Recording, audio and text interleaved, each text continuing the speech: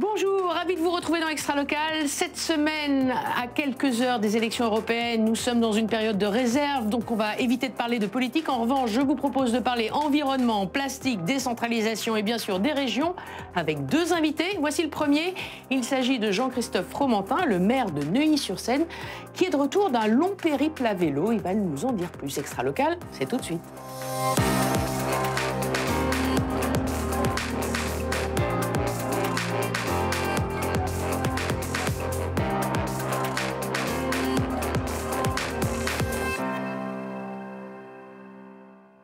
Bonjour Jean-Christophe Fromentin. Bonjour. Maire de Neuilly-sur-Seine, vice-président du conseil départemental des Hauts-de-Seine, fondateur de Territoires en Mouvement, navigateur également cycliste. Nous allons en reparler. Merci d'être avec nous. Pour cette première partie, je vous présente tout de suite les trois journalistes qui vont vous interroger, qui viennent de nos belles régions, dont certaines que vous avez peut-être traversées. Renaud Parquet est avec nous. Vous l'avez sans doute traversé cette région puisqu'il représente ici l'Île-de-France via 20 minutes TV. Il en est le rédacteur en chef. Bonjour Renaud. Bonjour Marie. Bonjour.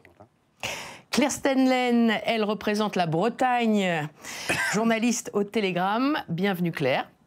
Bonjour Monsieur Fromentin. Bonjour. Et Julien Rousset est également de retour parmi nous, journaliste à Sud-Ouest et qui représente ici la Nouvelle-Aquitaine. Bonjour Julien. Bonjour Marie, bonjour Jean-Christophe. Bonjour. Voilà, les présentations sont faites. Nous avons toujours des petites figures imposées. En l'occurrence, on commence par un petit questionnaire de Proust à tonalité européenne, forcément, encore une fois. Et c'est Renaud. Alors, difficile d'y échapper, vous êtes auteur, vous avez écrit plusieurs ouvrages, mais quel est votre livre européen ou d'origine européenne préféré ?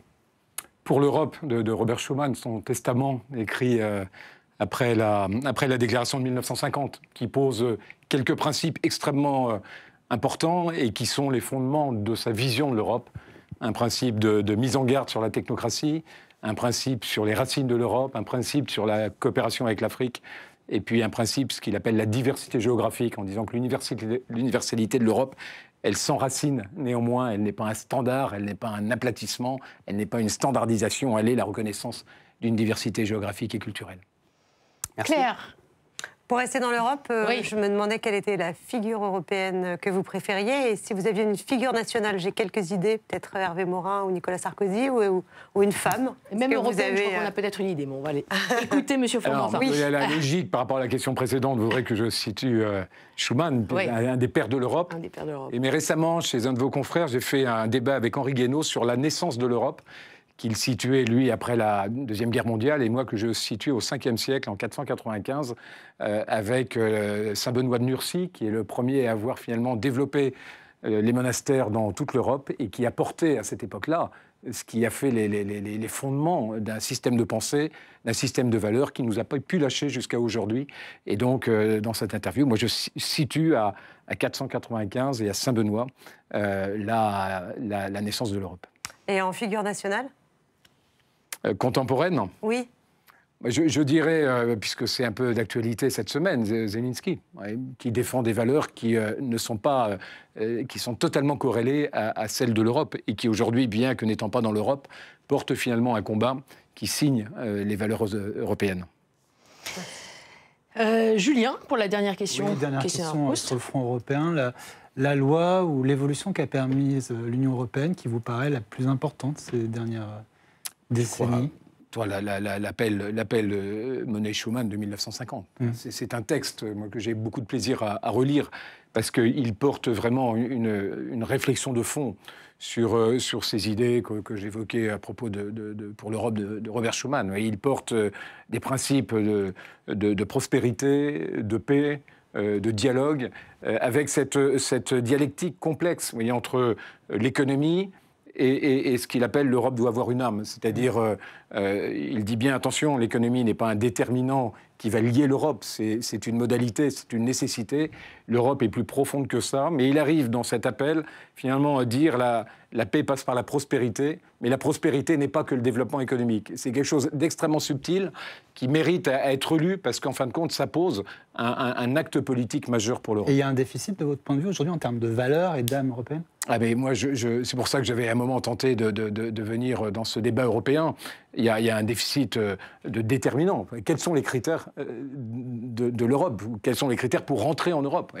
et dire attention, ce ne sont pas des critères performatifs, économiques, de croissance, ce sont d'abord des valeurs. Et ensuite, quand on est dans un système de confiance, on peut faire prospérer des projets, des idées, du développement économique, du développement international, de l'innovation en commun. Mais est-ce que c'est l'innovation qui génère des valeurs ou c'est les valeurs qui génèrent du développement? Et je crois plutôt au deuxième. Et c'est ce dont nous allons effectivement parler. Vous avez beaucoup parlé de Robert Schuman, un fervent chrétien aussi catholique, natif de Metz. C'est une ville que vous avez parcourue lors de ce périple qu'on va réévoquer tout à l'heure. Vous êtes vous-même natif de Nantes. Je termine rapidement par ma dernière question rituelle. Votre région de prédilection et votre pays de prédilection, hormis la France. Rapidement. Alors, j'ai eu la chance dans mon enfance, jusqu'à mes études, d'habiter à Nantes, à Nevers, à Châteauroux, à Saintes, à Dunkerque, à Strasbourg. Ah oui, ça fait beaucoup de régions, là. Voilà. Donc, Tour de France, de oui, fait. La région de prédilection, j'ai la chance d'avoir des parents qui étaient extrêmement positifs, donc on quittait chaque région comme si on y était né, si on y avait nos racines en pleurant. Parce que justement, il y a dans chaque région des atouts, une histoire, un patrimoine et quelque chose de formidable. Et probablement, c'est ce qui m'a donné cette appétence, ce tropisme pour les territoires. Parce que ce Tour de France que j'ai fait comme enfant et comme adolescent m'a vraiment émerveillé dans toutes les particularités des régions qu'on a traversées. Après, mon pays de prédilection, hors la France et hors Europe, c'est le Liban. Je suis très attaché au Liban. J'y vais régulièrement. Je participe à une grande initiative dans la montagne libanaise pour replanter des cèdres. Oui. Parce que je pense que c'est l'ADN du Liban. Les chrétiens d'Orient, peut-être aussi. Et voilà, et les chrétiens d'Orient. Et puis toute cette cohabitation que le Liban, maintenant, n'arrive plus à stabiliser, cohabitation entre une vingtaine de religions et de chapelles, au sens de la balkanisation des religions. Et je trouve que le Liban avait réussi quelque chose d'incroyable. On parlait à l'époque de la Suisse de l'Europe. Aujourd'hui, voilà, le Liban doit rester un Suisse modèle. Du Moyen-Orient. Et je suis attaché à ce pays. Liban. Mais vous ne m'avez pas répondu à ma question, quand même. Votre pays européen privilégié après la France? Alors, j'ai habité Lisbonne. J'ai habité Lisbonne donc le pendant Portugal. 2 ans, donc j'ai beaucoup aimé le Portugal. Portugal. Sûrement d'autres, mais voilà, là j'y ai habité, je le connais, j'apprécie beaucoup. On a fait un tour de France, un tour d'Europe, un tour presque du monde. On passe à la question cash, on rentre dans le vif du sujet, et c'est Julien Rousset qui vous pose cette question. Oui, Jean-Christophe Fromentin, quand on regarde votre parcours, vous vous êtes toujours tenu très à l'écart des partis politiques. Vous vous présentez comme un homme de conviction, vous êtes un homme libre, mais n'êtes-vous pas un homme seul? Qui représentez-vous aujourd'hui, à part vous-même? Je dis souvent à mes collègues qui me disent « mais t'es isolé en étant libre de tout parti politique », je leur retourne l'isolement. Je leur dis « vous êtes, vous, dans des partis politiques qui ne génèrent plus aucune confiance de la part des Français. » Regardez le baromètre du Cevipof, quand on dit « en qui vous faites confiance dans le monde politique », les partis, c'est 3%. Donc est-ce que vous ne croyez pas que quand 97% de la population dit « on ne croit plus aux partis », vous vous isolez pas collectivement, dont finalement des alvéoles totalement disqualifiés dans le débat public. Et je suis beaucoup plus attentif à régénérer un débat d'idées, et ma liberté me le permet, pour reconstruire, en fin de compte, une pensée politique plus moderne, inspirée par tout ce que l'histoire nous a donné comme héritage. Mais je crois que la vraie modernité politique, elle est dans la remise en cause. Et j'ai parmi les auteurs ou les philosophes politiques que je lis beaucoup, la philosophe Simone Veil, avec un W, qui a écrit une note sur les partis politiques en disant qu'en fin de compte, il se créait sur un idéal. Ils rassemblaient autour d'un projet, d'une utopie, d'un idéal, puis à un moment, ils font système. Et quand ils font système, leur seul et unique but, c'est de prospérer et d'assurer leur existence. Et petit à petit, ils le font au détriment du bien commun, des grandes causes, des grands enjeux, d'une vision. Et quand je vois le débat politique aujourd'hui, j'ai surtout pas envie d'aller dans un parti. Parce qu'à part des chicayas et des clivages pour des clivages, et puis finalement une forme d'impuissance en matière de proposition, de vision de la France, j'ai surtout pas envie de rejoindre ces écuries qui sont plus des écuries que des véritables plateformes d'avenir, de pensée, de programme, de construction. Et on en a pourtant beaucoup besoin. Et d'ailleurs, c'est pour ça que vous vouliez porter votre propre liste aux élections européennes. Vous avez renoncé, c'était avec le sénateur du Tarn, Philippe Folliot, à la suite de ce périple qu'on évoque à vélo, parti fin 2023. Ouais. Vous avez démarré à Nantes, votre ville natale, pour rejoindre Strasbourg. 1300, 1500 km de parcours à la rencontre des élus locaux. Pas de liste à présenter, mais en revanche, une proposition de loi. Il s'agit d'une proposition de loi qui vise à modifier le mode de scrutin de ces élections. Est-ce que vous pouvez nous en dire plus? Ce qui m'a marqué dans ce parcours, c'est finalement que tout le monde était d'accord sur un point. L'Europe est désincarnée. L'Europe n'est plus incarnée. Si on veut parler à quelqu'un qui représente l'Europe à Bordeaux, à Nantes, à Brest, à Neuilly ou à Saint-Dizier, il n'y a personne. Le préfet de région travaille sur l'intégration des aides européennes dans les subventions, mais il n'y a pas d'incarnation politique de l'Europe.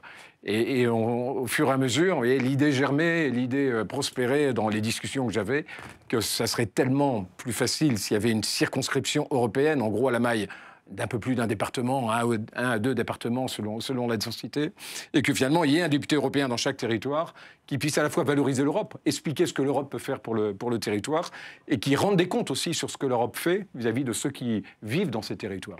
Et donc c'est la raison pour laquelle, avec Philippe Folliot, il a déposé donc une proposition de loi qui est en co-signature en ce moment, de telle manière à proposer de changer le mode de scrutin avec un double scrutin, une part de proportionnel assez faible, d'une dizaine de députés, et une grosse part de scrutin uninominal à un tour dans les territoires avec des circonscriptions, pour avoir justement cette incarnation de l'Europe au plus près de là où les gens vivent. Et ça, à l'échelle du continent européen, les territoires... C'est une disposition qui peut être nationale, vous voyez, c'est-à-dire qu'il y a une obligation d'avoir de la proportionnelle, mais elle n'est pas précisée dans le dosage. Donc il y aura un mode de scrutin différent en France. Voilà, on peut tout à fait déterminer notre système, comme d'ailleurs on l'a bougé, puisqu'on avait les grandes circos européennes, on en avait 9 au dernier scrutin. Là, on a fait une seule circo sur tout le territoire. Mais finalement, moi j'étais surpris, même, on le ressent peut-être moins étant élu parisien parce qu'on est dans un écosystème, mais surpris par le fait que quand on veut parler à l'Europe, à qui on parle? On ne sait pas à qui parler. Et d'ailleurs, donc vous êtes parti avec votre vieux biclou, votre sac à dos, même pas de vélo électrique. Vous avez fait tous ces kilomètres avec des détours apparemment. C'est un mode de fonctionnement que vous avez déjà utilisé pour aller à... vous êtes parti à Lourdes, 5 fois à Lourdes. 5 fois, j'étais 2 fois au Mont-Saint-Michel, j'étais en Bretagne. Et qu'est-ce que vous avez vu, qu'est-ce que vous avez appris sur l'Europe justement en discutant avec ces gens que... Et d'abord, sur la forme, traverser la France en vélo, c'est la garantie d'avoir une conversation authentique. Et quand vous arrivez en avion ou en TGV pour une soirée faire une réunion politique, plus quand vous êtes élu parisien ou maire de Neuilly, vous avez une distance tout de suite, et c'est pas en 2 heures de réunion que vous allez combler le vide. Quand vous arrivez en vélo, trempé, un peu transit froid, parce qu'il n'a pas fait chaud à certains moments, puis j'ai eu de la pluie, de Strasbourg à Sarrebourg. Vous avez eu une chute aussi, je crois. J'ai eu aussi un accident, mais là, vous arrivez avec le sac à dos, sans accompagnement, vous arrivez avec une vraie authenticité. Donc, dès le départ, la relation, elle est vraie. Oui, elle n'est pas polluée, elle n'est pas abîmée par, finalement, des présupposés. Et du coup, on refaisait le monde dans des cafés, dans des rencontres avec des agriculteurs chez qui je demandais de pouvoir prendre un verre ou qui m'invitaient à déjeuner, dans des entreprises qui marquaient on cherche désespérément à recruter, on n'y arrive pas, donc j'allais leur poser la question. Je m'arrêtais, j'avais pas voulu programmer vraiment des dates, etc. Je voulais vraiment avoir cette liberté de prendre du temps, je disais traverser la France à 20 km/h, m'arrêter partout, écouter et en dire le moins possible, mais être totalement poreux aux idées, aux humeurs, aux ambiances, aux atmosphères. Et le faire en hiver fait qu'il n'y a personne sur les routes, il n'y a personne sur les pistes cyclables le long de la Loire. Il y a vraiment une disposition pour dialoguer qui est extraordinaire. Et donc j'ai abordé plein de sujets, dont ce sujet de l'incarnation européenne, le sujet de l'aménagement du territoire. Et vous voyez, on me demandait l'autre jour s'il y avait un truc qui ressortait. Et ce que j'ai vraiment senti, c'est que beaucoup d'élus, et même quasiment tous, avaient l'impression d'être une charge et plus une chance. C'est-à-dire qu'ils disent, nous, on nous aide, on vient nous donner des subventions, mais on a l'impression que nos territoires sont une charge. C'est toujours, bon, on va t'aider, on va mettre une subvention, on va mettre un dispositif, mais jamais on nous dit, t'es une chance pour le pays, parce qu'il y a dans ton territoire, dans ton village, dans ta ville, quelque chose qui est unique en France et dont on a besoin. Et ça m'a vraiment marqué, vous voyez, cette perception d'être une charge et pas une chance. Et je me dis, un pays dans lequel les élus locaux sentent qu'ils sont une charge et pas une chance, c'est un pays qu'il faut retourner totalement. Alors, on va continuer la discussion. Je vous propose, en attendant, votre liste n'a pas pu être déposée comme nous en avons parlé. En revanche, j'arrive pas à boucler le budget. C'était la liste Le Centre. En revanche, 38 listes se présentent et vous pouvez voter pour elles dès ce 9 juin. En attendant, je vous propose un tour de région avec Roselyne Pagès et notre Territoire Hebdo. Regardez.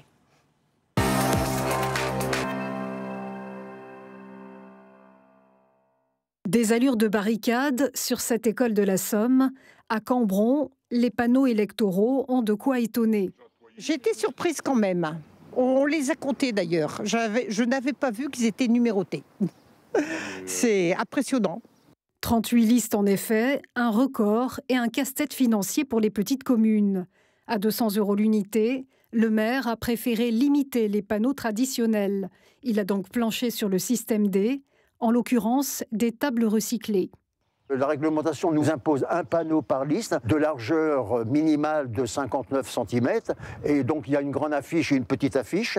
Donc, les deux font donc 1,30 m de hauteur. Donc, nous sommes dans les clous. Pour la prochaine élection européenne, peut-être qu'il y en aura 50 qu'il faudra à nouveau se rééquiper en panneaux. Donc, il faut mettre un frein. Des tracteurs, un barrage et une même bannière. L'union sacrée des agriculteurs français et espagnols. Du Pays basque à la Catalogne, aucun poids lourd n'a circulé entre les deux pays. Durant 2 jours, la chaîne pyrénéenne était bloquée pour protester contre les normes européennes à quelques jours du scrutin. On en a marre de se voir imposer des normes chaque année, des couches supplémentaires, administratives, des choses à respecter. Alors que voilà, nous, l'environnement, on le respecte, c'est notre bureau, c'est notre outil de travail. Et chaque fois, on nous rajoute des couches pour au total faire venir des produits qui viennent d'autres pays qui ne respectent rien du tout. Elle est arrivée sous un ciel maussade, à Saint-Malo. Première étape bretonne pour la flamme olympique, avec 20 relayeurs passés par Fougères, Cesson-Sévigné, jusqu'au soleil radieux de Rennes, transformé en chaudron humain, avec 13 000 spectateurs. Jamais j'aurais imaginé qu'il y aurait eu tant de monde. Cette ferveur, c'est génial. Je participe au jeu dans pas longtemps et on voit l'enthousiasme de tous les Français, de tous les Rennais. Là, ça a vraiment fait du bruit. Donc, je reviens même pas. J'avais des frissons partout. Là, c'est un honneur, une fierté.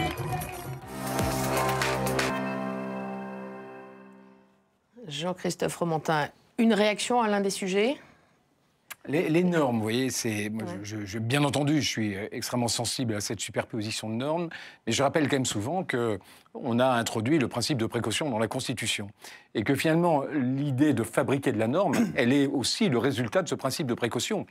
Quand quelqu'un nous dit dans ta ville, dans ta circo, dans ta région, il y a eu tel accident parce qu'il y avait un trottoir de la mauvaise hauteur, etc., les gens peuvent tout à fait invoquer le principe constitutionnel en disant mais débrouille-toi pour changer les règles. Puisque dans la Constitution, le principe de précaution doit s'appuyer sur l'ensemble des accidents, des incidents, des problèmes qui relèvent d'un dysfonctionnement qui peut être marginal, mais pour autant qui nous oblige, acteurs politiques, à en faire une norme, puisque le principe de précaution est dans la Constitution. Et donc le respect de ce principe de précaution, c'est à chaque fois qu'il est finalement mis en exergue par un événement, il faut en faire une réponse, il faut donner une réponse pour être raccord avec le principe constitutionnel. Et donc on a fabriqué avec le principe de précaution une machine à normes. Mais je rappelle aussi à certains de mes administrés souvent, comme à tout à chacun, qu'en activant sans arrêt ce principe de précaution, en disant « Monsieur le maire, monsieur le député, monsieur un tel », c'est un scandale, il faut réparer ça, il faut changer les règles, eh bien tout le monde est complice de ce chaînage du principe de précaution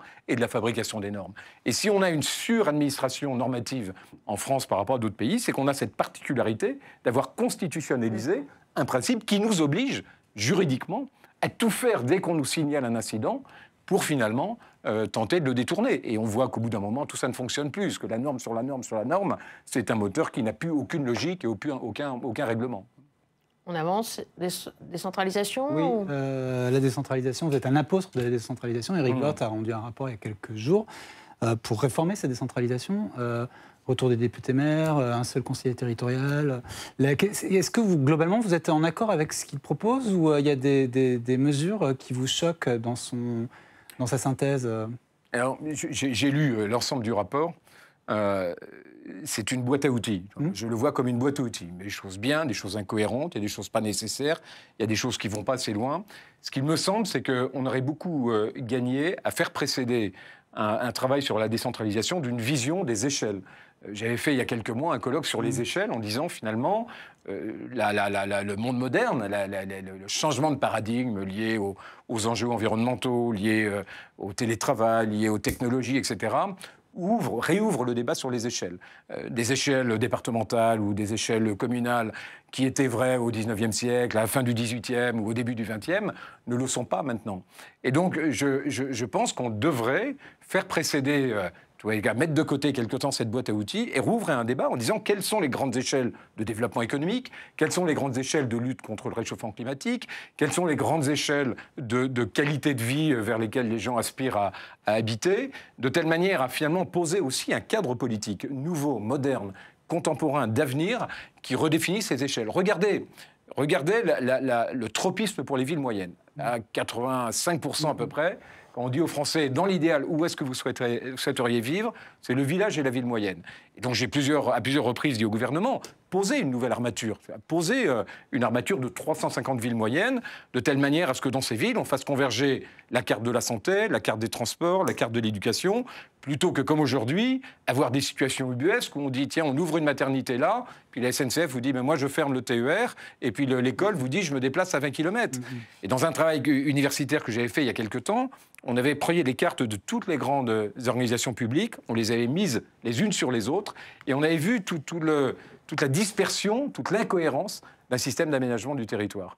Et donc je pense que la décentralisation n'est que l'outil au service d'une vision politique d'aménagement du territoire qui fait gravement défaut aujourd'hui. Pour aller au bout de votre raisonnement, il y a une échelle de trop. Aujourd'hui, un échelon, pour clarifier un peu ce que vous nous dites, c'est la commune qui...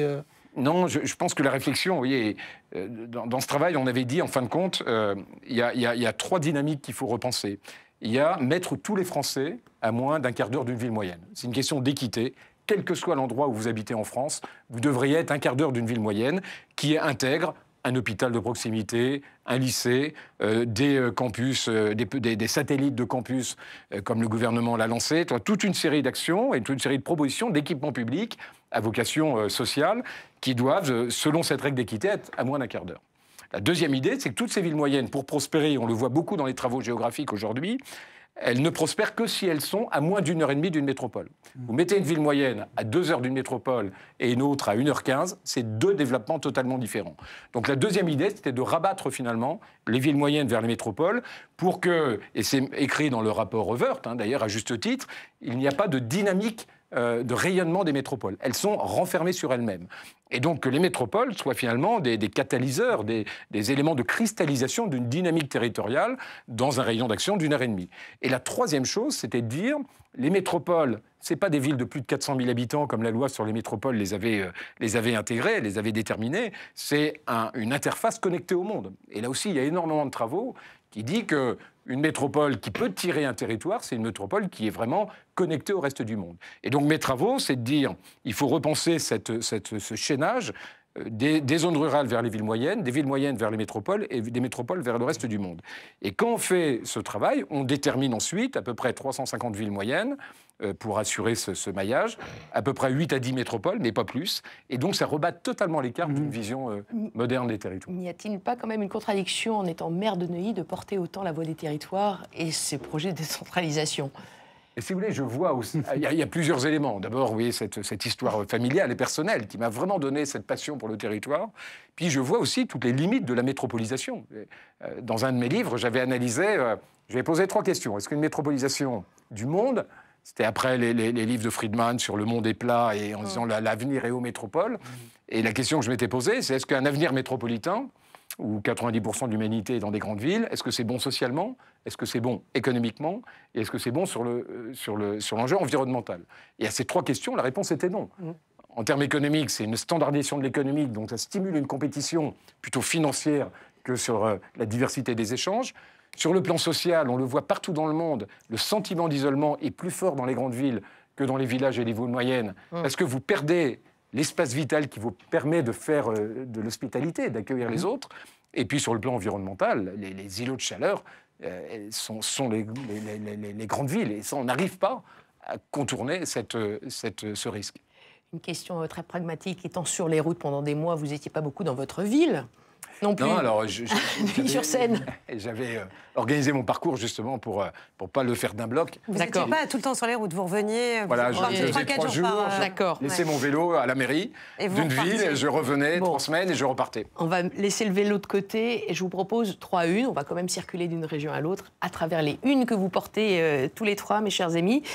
Sud-Ouest vous propose cette une récente, c'est pas une cette semaine ou de la semaine d'avant, à quoi rêvent les jeunes. Le Télégramme, lui, bien sûr, a titré hier sur le D-Day breton, qui revient sur les commémorations du 80e anniversaire du débarquement en Normandie.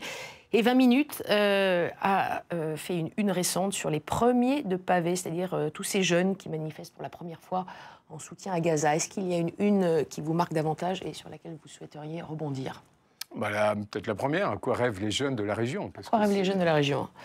Julien. Et justement, qu'est-ce que vous leur proposez, vos électeurs jeunes, et comment les remobiliser? On sait qu'ils s'abstiennent beaucoup, qui votent d'ailleurs pour des extrêmes. Quel discours je trouve que ce qu'il faut, c'est qu'on fasse renaître ce sentiment d'appartenance. C'est-à-dire quand un jeune se sent d'un territoire, quand il a la fierté de son territoire, il a une implication et un engagement public et civique bien supérieur. Oui.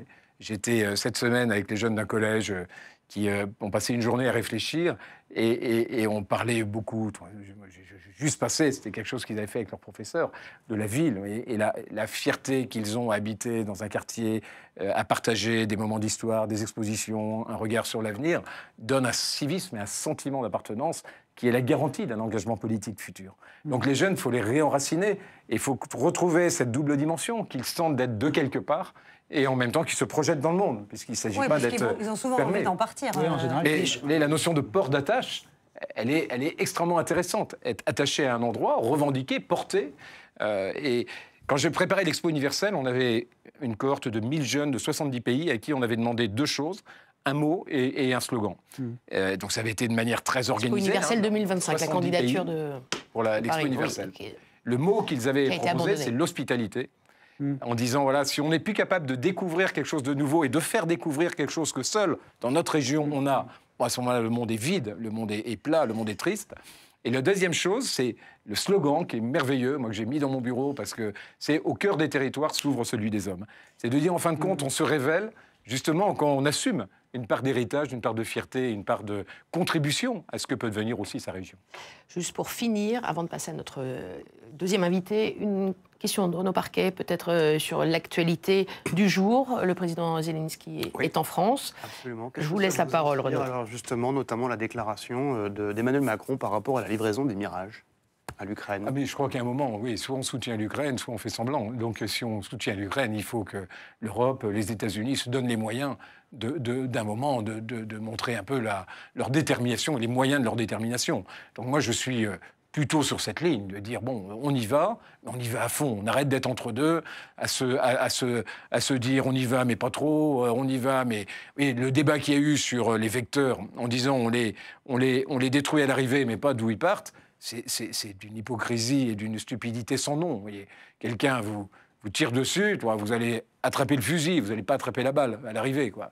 Donc à un moment, il faut aussi appeler un chat un chat. C'est une agression qui se fait sur le territoire russe. Il faut aller chercher les agresseurs là où ils sont, les armes là où elles sont, et se donner les moyens de mettre un terme à ce débat, vous n'avez pas peur de l'escalade?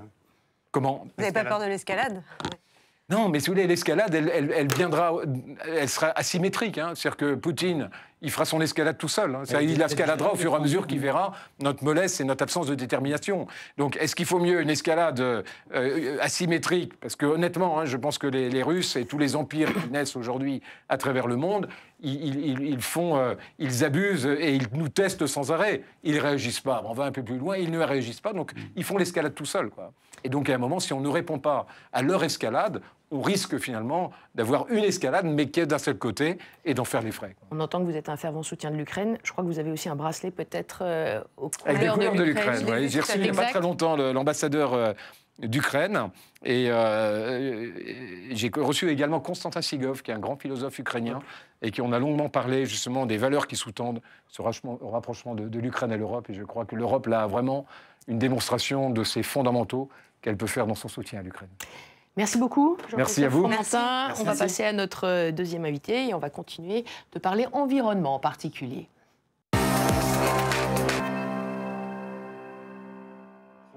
Et donc, on va parler environnement et plastique avec Joseph Taillefer. Lui est un fervent défenseur du plastique. Le plastique, c'est fantastique, mais pas pour eux. Regardez. Pendant que certains profitent du beau temps pour surfer au Porge-Océan ce dimanche, d'autres ramassent les déchets abandonnés sur la plage. Plus d'une centaine de personnes ont participé à cette collecte de déchets encadrée par l'association de protection de l'océan Surfrider. Petits et grands se sont pris au jeu, trouvant des déchets en tout genre, comme cette botte en plastique. Alors je l'ai trouvé avec plein d'autres objets, mais je l'ai trouvé dans une carcasse de bateau et franchement elles sont vraiment pas bonnes. Plein de petits morceaux de plastique et notamment ce qu'on appelle des larmes de sirène. Voilà, c'est des petites billes de plastique et il y en a partout, partout. Du plastique à n'en plus finir. 35 000 granulés de plastique industriel, plus de 2500 bouchons de plastique ou encore 1460 cotons-tiges ont été retrouvés à l'issue de la collecte. Un constat alarmant qui ne manque pas d'impressionner Laetitia qui participe pour la première fois à une initiative Océane. Et c'est énorme, enfin, c'est fou la quantité de déchets qu'on peut trouver. Je me rendais pas compte, enfin, je savais que le plastique c'était un problème, je savais que les déchets c'est un problème, mais là de le voir en fait de ses yeux, ah ouais. Et on est quoi, on est une centaine sur cette plage et on se rend compte qu'en fait ça suffira jamais en une journée pour tout nettoyer quoi. Grâce à ces collectes de déchets organisées chaque année entre avril et décembre, les bénévoles de Surfrider mènent des actions auprès du Parlement européen dans le but de faire évoluer les lois. Les larmes de sirène ou les pellets comme on les appelle, qui sont des granulés de plastique industriels. Et ça, il y a des containers qui sont perdus en mer et ça crée des pollutions ensuite. Donc Surfrider milite pour que la loi pollueur-payeur s'applique et que les industriels qui perdent ces containers soient pénalisés et payent pour la réparation parce qu'on en retrouve partout aujourd'hui. Chaque année, 8 millions de tonnes de déchets plastiques terminent dans les océans. Pour rappel, un sac en plastique met entre 100 et 400 ans à se décomposer. Voilà, on va donc parler de plastique avec Joseph Taillefer qui vient de nous rejoindre. Merci d'être avec nous. Merci. Vous êtes le secrétaire général de Plast Alliance, le syndicat national de la plasticité et des composites, et vous venez d'écrire un livre à ce sujet, Plastic Bashing, l'intox, dont nous allons parler. Alors, 3 journalistes pour en parler avec vous. Et pour mieux vous connaître, ça c'est un petit rituel ici, un petit questionnaire de Proust rapide, version en mode européen. Allez, absolument. On y va, Renaud. Bonjour monsieur. Alors, en deux mots, quelle est votre figure européenne emblématique? Thierry Breton.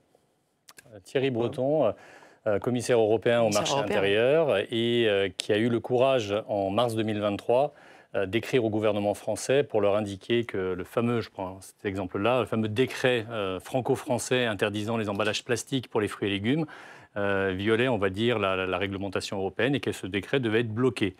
Malgré, on va dire, cette intervention, le gouvernement français a quand même adopté ce décret malgré ce courrier. Mais en tous les cas, c'est quelqu'un que j'admire beaucoup parce qu'il a énormément fait pour rendre le plastique circulaire au niveau de l'Union européenne. C'est un patron d'entreprise. Claire. Alors moi, c'est beaucoup moins sérieux que mon confrère. Je voulais savoir si est-ce que c'était le plastique votre matière préférée ou vous en aviez une autre?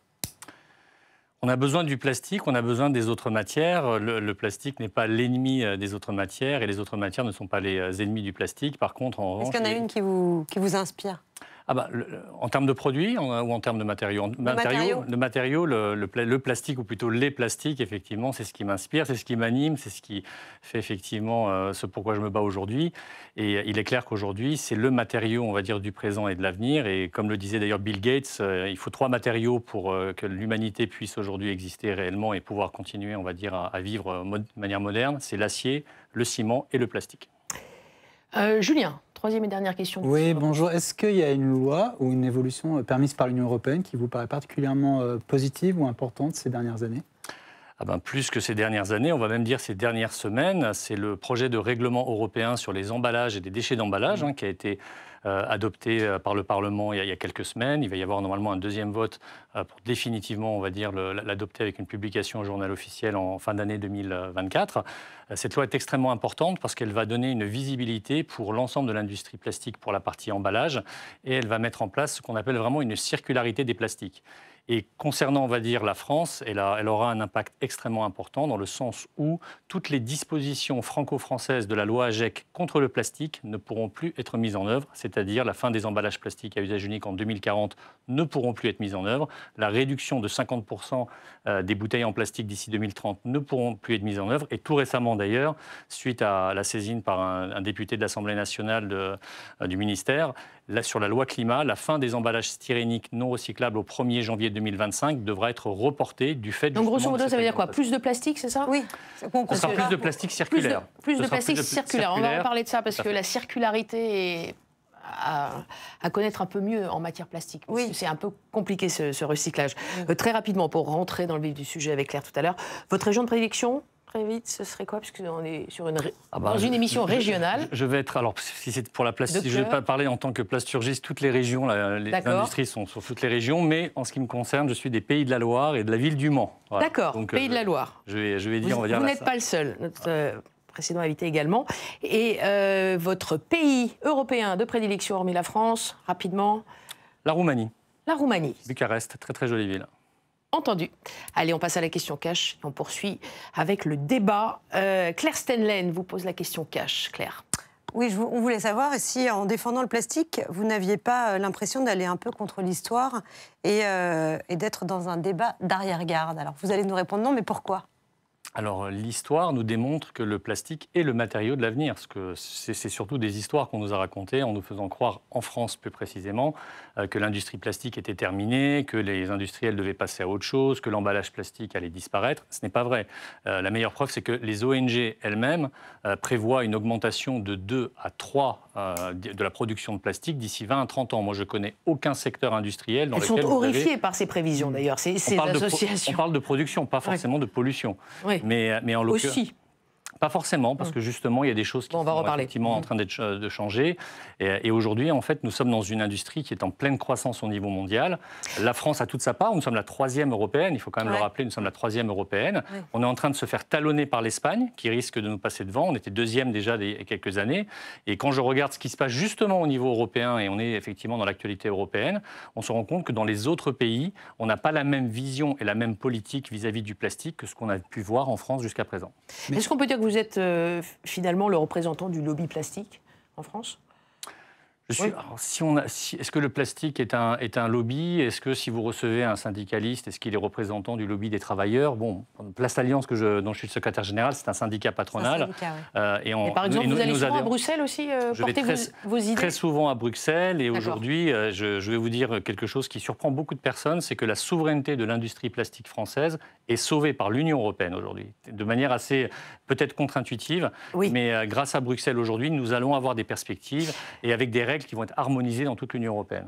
Julien? Oui, alors il y a des chiffres quand même très alarmants qui circulent, des chiffres fiables. Je regardais des statistiques de la Commission européenne qui parlent de 5 à 13 millions de tonnes de plastique dans l'océan. Est-ce que vous êtes d'accord quand même pour admettre que c'est un fléau?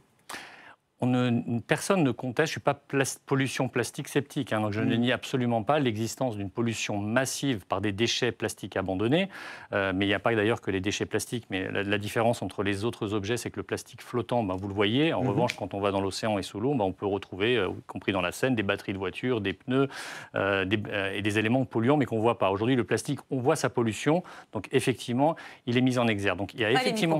Les microplastiques, on ne les voit pas et pourtant ils polluent autant. Tout à fait. Alors, c'est encore effectivement c'est une des conséquences, on va dire, parfois de la pollution et parfois de certains usages. On pourra y revenir, mais en l'occurrence aujourd'hui, il faut aussi regarder où se situe cette pollution. Vous avez le site Our World in Data qui est en source ouverte sur Internet. Vous avez aujourd'hui 0,6% de la pollution plastique dans les océans qui provient de l'Europe. Bon, on peut dire que c'est toujours trop. 0,02 c'est la France. L'Asie c'est 81. Et dans l'Asie, les Philippines, c'est 36% de cette pollution. 36% de cette pollution. C'est un archipel d'îles. Et pour eux, en fait, il n'y a pas de système de gestion de tri et de déchets. Donc, tout ce qui est consommé est directement jeté. C'est pas parce que les autres ne font pas bien qu'il faut faire la même chose ici. Absolument pas. Attendez, on a eu la question cash de Claire. Je vous propose une autre question cash qui vient d'une des associations qui luttent contre la pollution plastique. Il s'agit, vous les connaissez peut-être, No Plastic in My Sea. Tout est dit, pas de plastique dans ma mer. Et c'est Muriel Papin qui vous pose cette question. Écoutez bien. Bonjour, je suis Muriel Papin de l'association No Plastic in My Sea. Notre association lutte contre la pollution plastique et on agit à la source, c'est-à-dire qu'on agit sur la surproduction, surconsommation de plastique et dont beaucoup sont des plastiques absolument inutiles et dont certains sont nocifs.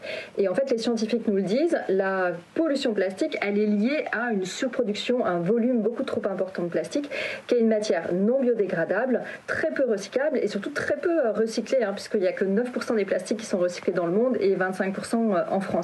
Voilà, donc face à ça, moi ce que j'ai envie de dire d'abord, c'est qu'il n'y a pas de plastique bashing, c'est plutôt le plastique qui est un agresseur des écosystèmes, agresseur de la biodiversité, agresseur aussi de notre santé et des générations futures. Donc moi, ma question à Monsieur Taillefer, elle est très simple, c'est qu'est-ce que va faire l'industrie pour réduire les plastiques inutiles, pour réduire les microplastiques qui font partie de la pollution, pour réduire les additifs chimiques qui sont un danger pour notre santé et pour réduire globalement la production de plastique. Merci. Eh oui, ça c'est une vraie question. Ouais. Qu'est-ce que peut faire l'industrie pour réduire le plastique? Parce que le meilleur déchet, c'est pas de déchet du tout. Le meilleur déchet, c'est le déchet qui n'est pas abandonné. En l'occurrence, qui n'est pas produit. Ça, c'est une utopie. Aujourd'hui, d'ailleurs, je cite d'ailleurs dans mon livre, à un moment donné, un rappel historique, l'humanité génère des déchets par nature. Donc de toute façon, que ce soit du plastique ou d'autre chose, si vous prenez du carton, ce sera de la consommation de la forêt. C'est facile à recycler. Les réponses de l'industrie à Muriel Papin. C'est une grande histoire. Alors, concernant, j'ai entendu parler de danger. Le plastique, aujourd'hui, est le matériau le plus normé au sein de l'Union européenne. C'est le matériau, d'ailleurs, de prédilection dans les hôpitaux, dans la santé. Si vous enlevez aujourd'hui le plastique et beaucoup de plastiques jetables, qui sont d'ailleurs faits avec les mêmes polymères que ce que vous utilisez dans des emballages alimentaires ou des emballages qu'on pourrait éventuellement parfois retrouver dans la nature. S'il y avait un quelconque danger, on le saurait aujourd'hui. Contrairement au carton d'ailleurs, le plastique a cette sécurité par ces normes qui, pour certains industriels, a été, on va dire, parfois un peu étouffant, mais moi je le vois plutôt comme un argument, j'ai presque envie de dire cyniquement commercial, parce que nous avons en fin de compte l'honneur de défendre une industrie qui justement est tellement normée que ce qu'elle produit, en tous les cas sur le sol européen, je ne parle pas de ce qui est produit en Asie ou dans certains pays un petit peu moins disants, en tous les cas est aujourd'hui de manière, on va dire, de manière saine. Concernant, on va dire, les plastiques inutiles, qu'est-ce qu'un plastique inutile? On va nous dire... les plastiques jetables. Alors, tous les plastiques jetables ne sont pas inutiles. Il y a des plastiques jetables, je vous prends un exemple, d'ailleurs c'est l'Union européenne d'ailleurs qui a été à l'initiative. La France a beaucoup essayé de dire que c'était elle qui avait fait cette interdiction, mais c'est l'Europe qui a interdit les pailles, les touillettes, les piques à steak. Bien évidemment, on peut s'en passer. D'ailleurs, la question c'est de se dire, est-ce qu'on a même besoin d'une paille? Aujourd'hui, vous prenez une paille en papier, c'est pas du tout... Bon, le goût n'est pas non plus terrible. Là, c'est même l'usage qu'il faut regarder. Est-ce qu'on a besoin de ce genre de produits?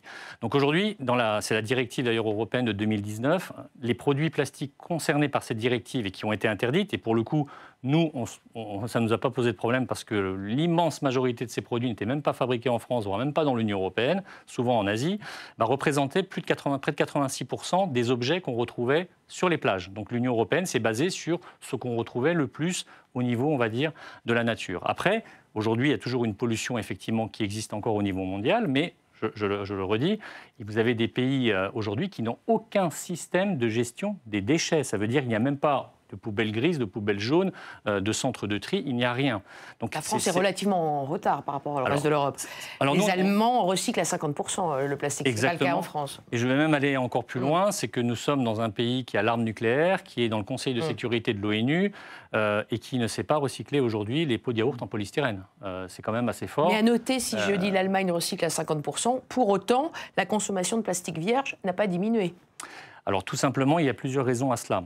Vous avez tout simplement déjà un problème de coût. C'est-à-dire aujourd'hui, ce n'est pas seulement, on va dire, l'industriel qui fabrique le produit, vous avez aussi les donneurs d'ordre. C'est-à-dire qu'à un moment donné...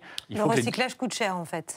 Le recyclage coûte beaucoup plus cher que ce qui est actuellement fait de manière... un plastique... Le plastique vierge, quand vous achetez un polymère vierge, il est beaucoup moins cher aujourd'hui que le polymère recyclé. Le polymère recyclé, j'ai presque envie de dire, c'est du luxe.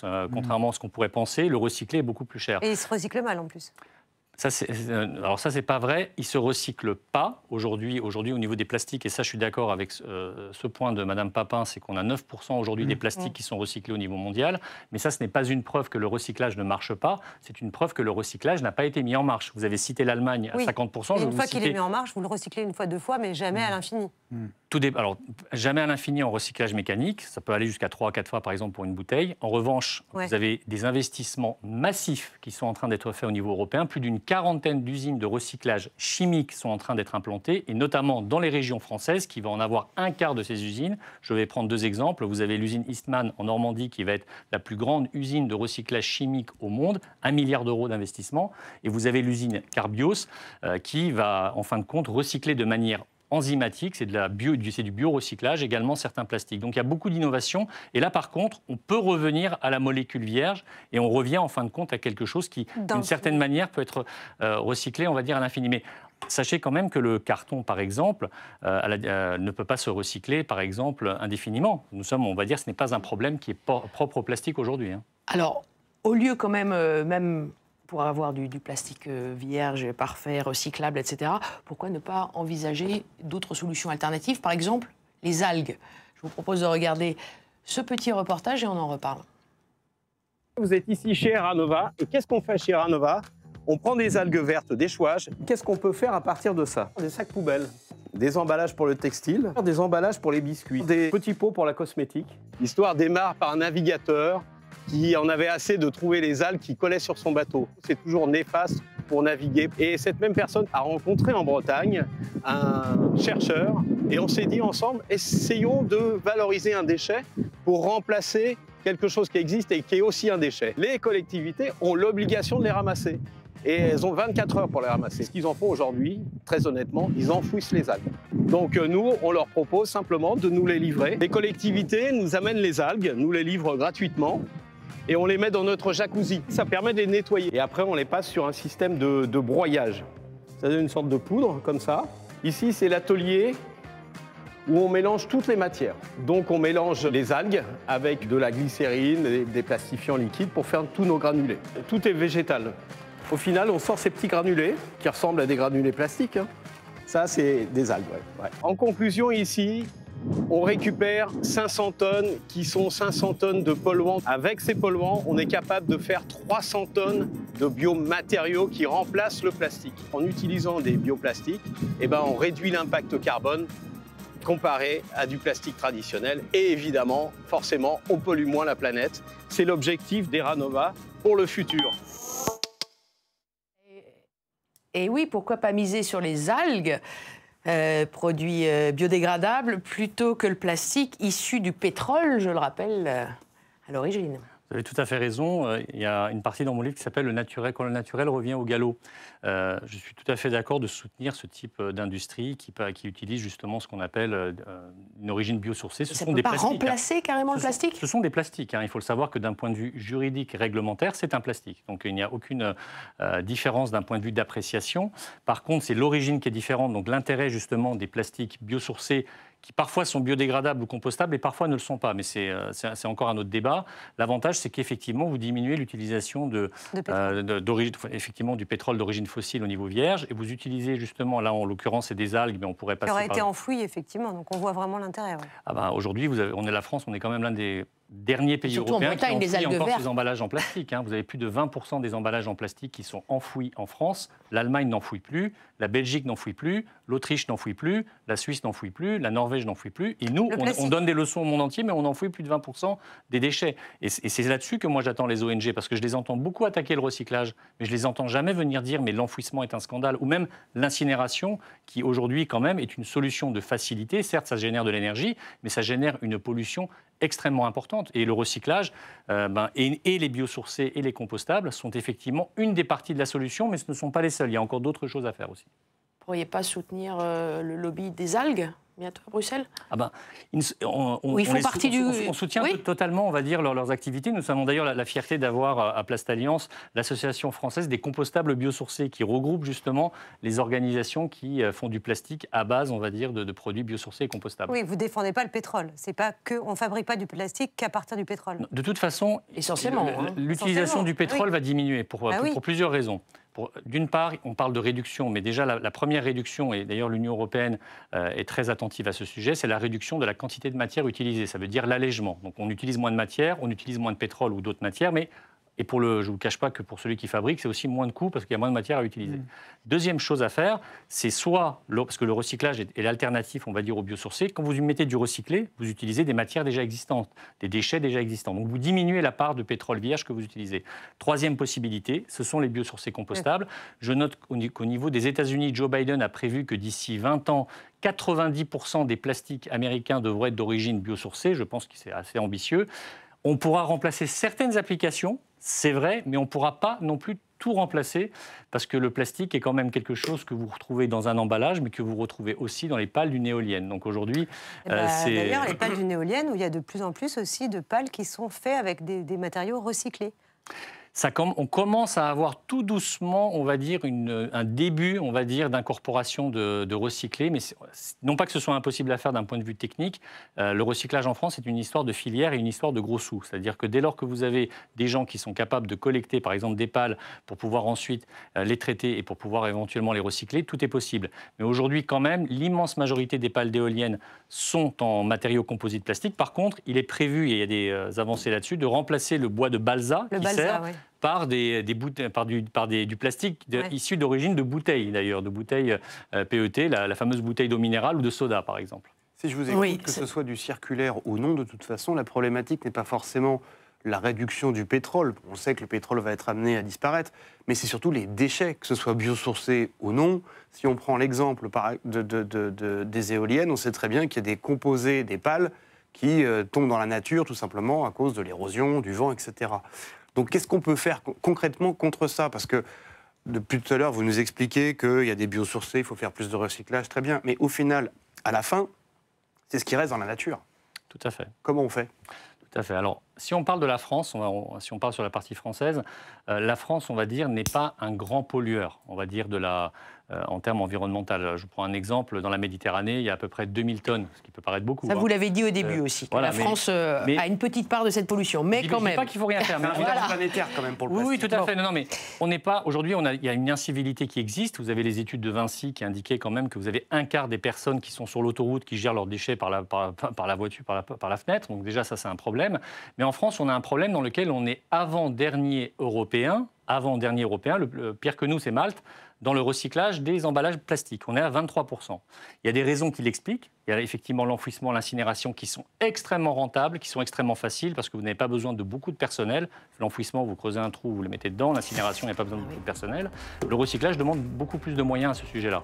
Et aujourd'hui, ce que nous on demande, c'est qu'on incite justement les entreprises à aller vers le recyclage. Allez, on va rester là-dessus. Merci beaucoup, Joseph Taillefer, pour votre livre que vous nous avez expliqué, Plastic Bashing, l'Intox. On se retrouve la semaine prochaine. Merci à vous. On se retrouve la semaine prochaine avec une nouvelle émission. D'ici là, bon week-end et bon vote. Ce sont les européennes. À bientôt. Merci. Merci beaucoup. Merci à vous.